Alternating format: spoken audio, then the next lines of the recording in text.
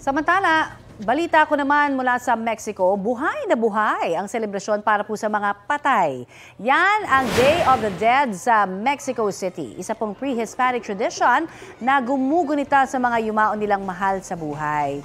Gamit po ang makukulay na costume at body paint, rumampa sa parade ang iba't ibang style ng iconic Mexican skeleton na La Catrina.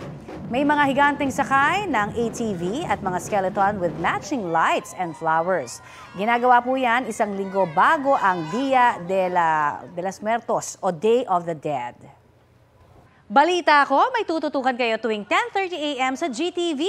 Alamin ang mahahalagang balita at impormasyong dapat niyong malaman sa Balita Ko tuwing Lunes hanggang Biyernes.